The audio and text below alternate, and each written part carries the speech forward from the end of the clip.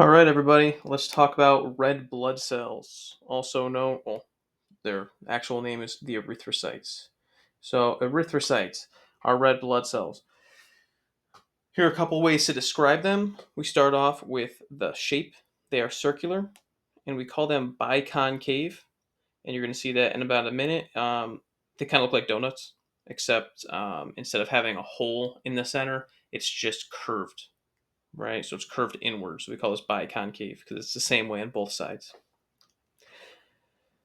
Red blood cells do not have a nucleus when they're mature. The reason for this is because our red blood cells, they have pretty much one job: carry oxygen throughout the body. So because of that, they don't really need to do anything else. So they don't have a need for a nucleus to tell them what to do, because once they're fully mature, their only job is to circulate. And that's why you see here, they don't really do mitosis. So these cells themselves are not going to be multiplying. So we'll talk about where that happens in a minute. But the point is, no nucleus, no mitosis. And again, because there's no nucleus telling it what to do, very limited metabolic activity. So again, what that means is they're not really doing cellular respiration, which means they're not using much energy at all, which is a really good thing, right? So the whole point of our red blood cells is to carry, again, here's my picture of a blood vessel. Let's say we have some red blood cells in here. The red blood cells are carrying oxygen from one location to another. And when the red blood cells get to their locations, which are the different cells in the body, literally every cell in the body, so you could pick your favorite here. When they get to the cell, cellular respiration happens. The oxygen from the red blood cell goes into the tissue so it can do cellular respiration. So it can make ATP, which means it has energy, which is awesome. Now, if your red blood cells are all doing a ton of cellular respiration, that means they're not going to have oxygen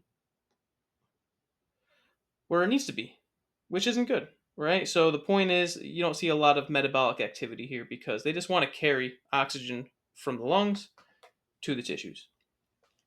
These are the largest number of cells, and depending on if you're male or female, males typically have more blood than females, therefore they have more of these red blood cells.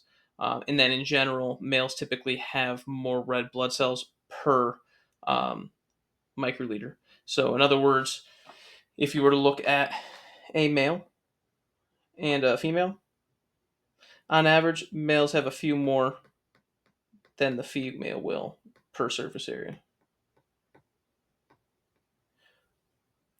And lifespan's about 120 days in men and 109 in women. So it's very similar. Going back to the biconcave shape, you can kind of see it here in these pictures. They look like these little donuts. And here are a couple different ways you can see them. So, I said this a second ago. Oxygen transportation. Their job is to move oxygen from one location to another. In other words, from the lungs all throughout the body, so your body can have oxygen to have energy so you stay alive. So these are super important. What carries the oxygen? Yeah, it's the red blood cell, but more specifically, the hemoglobin. So, or hemoglobin, I say hemoglobin, that's just the way I learned it. So, hemoglobin, it's about a third of the cell, which is a lot of the cell, right? And its job is to carry this oxygen on the cell. If you're looking at a hemoglobin molecule, you're going to see the globin here in the middle, and then multiple heme groups attached to it. The heme has iron in it, and that's why it appears red in color. So when you put oxygen on iron, it gives it that rust looking appearance, which is like an orangish, or in our case, a reddish color. And that's why our blood is red, because it has the iron containing pigment. right?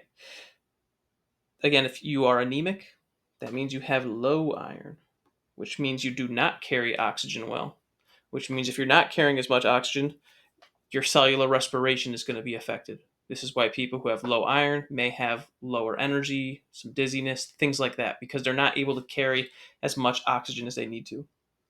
So I just wanted to connect some dots there for you. How I like to look at this, and it's kind of silly, but the way I like to look at this is I look at the hemoglobin like a car or an Uber or a taxi, however you want to look at it. So in our little Uber, we have 4 seats,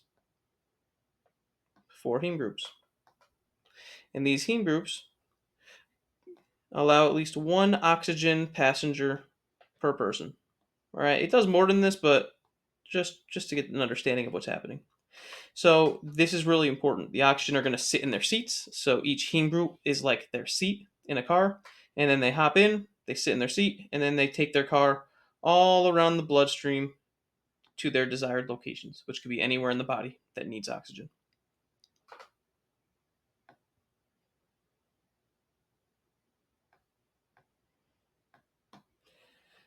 And here we go. The last part, hemoglobin transport. So about 98% of oxygen gets moved on those heme groups. So essentially, almost all of the oxygen that you need goes on those red blood cells. Very important. And just like I said, you have 4 oxygens per hemoglobin. So 4 passengers per hemoglobin in a red blood cell. We have oxyhemoglobin. So oxy means oxygen. So if you are oxyhemoglobin, that means you have oxygen. Deoxy means you do not have oxygen. So deoxyhemoglobin does not have oxygen. So we'll talk about this more in the next unit when we go into the circulatory system. But the point is, if your blood has oxygen, we call it oxyhemoglobin. Right? If it's deoxyhemoglobin, it does not have oxygen. If you have the oxygen, you typically appear a little more redder, right? A little more bright red, and you're dark red if you do not have the oxygen. Your blood is not blue. Let's just say that. You may say it looks bluish, I guess, but I mean, I would just say it's not blue. It's just darker. Another really important factor here. Your body carries oxygen, right? We really put a focus on that here on this video. But something else to keep in mind, and especially when we get to respiration and the respiratory system and circulatory system and the way your body recognizes how much oxygen and CO2 is in the body. It's based on CO2. Your oxygen in your blood vessels is going to get carried, but once you drop it off, then your blood cells are going to be carrying CO2. And this is going to get pulled back to your lungs so you can exhale that CO2 and remove it from the body. So I just want to make sure that's understood. How does your body carry CO2 out of the body? Usually in the form of a bicarbonate. And again, it can attach to the globins. So on the hemoglobin, you have 1 CO2 per globin, meaning you can have over 280 million per red blood cell. So again, oxygen goes to the tissues, but on the way out, CO2 is going to attach and get carried out. So with that said, going back to our little car example from before, we can carry oxygen and we can carry CO2. Your body really likes oxygen.